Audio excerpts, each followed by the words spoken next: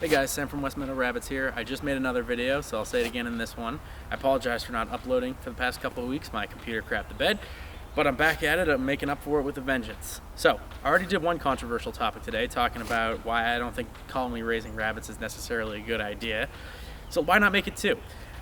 I really don't think that most people should be taking their meat rabbits to the veterinarian pretty much ever for any reason. Cue the hysteria. So right off the bat, disclaimer, I am not advocating any type of animal cruelty, nor am I saying this is applicable to pet rabbits. This is for meat rabbit breeders only. So what do I mean by this preposterous statement about not taking your rabbits to the vet? Well, this basically all comes back to one of the most common philosophies you'll hear in professional livestock breeding circles, and that is cull often, cull hard. And basically, if you're not familiar, culling means removing a rabbit who has otherwise undesirable or inferior genetics from the larger herd. Now, culling can mean a lot of different things to different people. Culling in the meat rabbit world typically means you're going to eat that rabbit. But obviously, if your rabbit is seriously sick or it has some kind of nasty disease, you would never eat that rabbit, I hope. And you could even sell it as a pet if there's nothing wrong with it. It just doesn't have genetics that you want in your herd. Of course, I would never recommend that anybody sell any kind of diseased or genetically defective rabbit. That's completely unethical. I'm just saying if it doesn't meet your breeding program, you could sell it as a pet. But cull, nevertheless, is what you should be doing. There's really no reason to try and rehabilitate a rabbit after it suffered a serious injury or it has any kind of major health problem, because rabbits don't live that long. They're very easy to replace. And 9 times out of 10, the medical treatment you're going to do is not going to work, and it's just going to prolong the suffering. Rabbits are very, very low on the food chain in the wild and in the domestic world as well. And those kind of prey animals, they really don't respond well to most veterinary treatments. The default state of a rabbit is if it breaks its leg in nature, it'll just die. If it gets a nasty disease in nature, it'll just die. That's sort of how nature's made them, protect the greater herd. And I think that's something that really needs to be mimicked in our herds.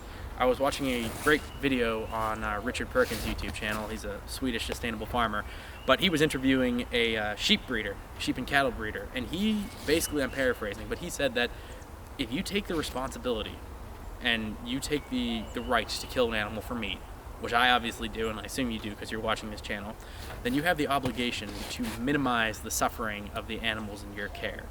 So what that means really, and in what he was referring to, is that genetically inferior animals are animals that are going to suffer.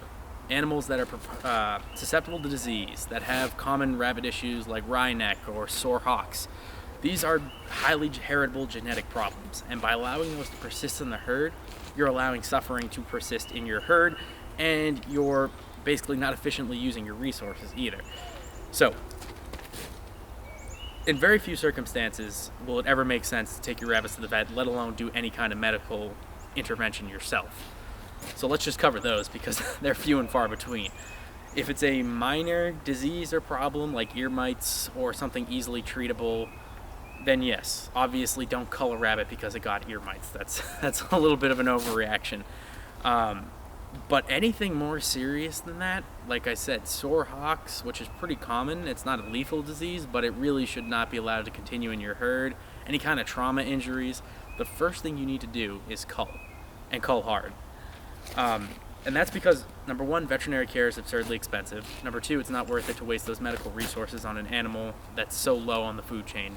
And number three, there's going to be very few instances where that rabbit is so valuable that it makes sense for you to do that in your herd. If you're culling aggressively and you are really breeding hard for what you're looking for and breeding intelligently, you're not going to have 99% of the health problems that exist for rabbits. In any good veterinary book, you'll have a whole friggin' stack of chapters on illnesses that affect rabbits. I can tell you right now, if you're breeding well, and unless you're doing something very, very wrong, you will never even see 95% of them. And the very few that you do see are those that are extremely common and should be dealt with, like I said, in most situations by either a minor treatment or culling. Now, before you go cull an animal, you should always make sure that your feeding is on point, your housing is on point, it's hygienic, your breeding is on point. There's nothing going on here that could be your fault. And if it so happens that that genetic just happens to be carried in your herd, and you didn't know it until this particular breeding, or you brought in a new rabbit and it had bad genetics, then the best response, and it can be hard, is to cull like there's no tomorrow. And that also includes if your herd gets a crazy disease. Now I'm going to go over in another video more specifically how you breed for genetic resilience in your herd, and how you make your rabbits, more hardy, less likely to get into problems in the first place. But whenever problems do arise, your first response for a breeder should be assess the situation, was it anything I caused, and cull. That order. That simple.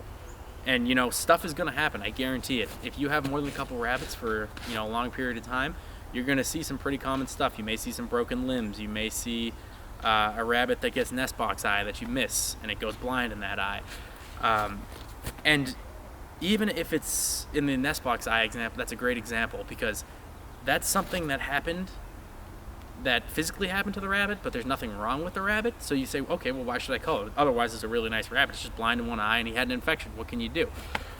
The reason you should cull it is because you don't want that susceptibility to infection in your herd. Think about it.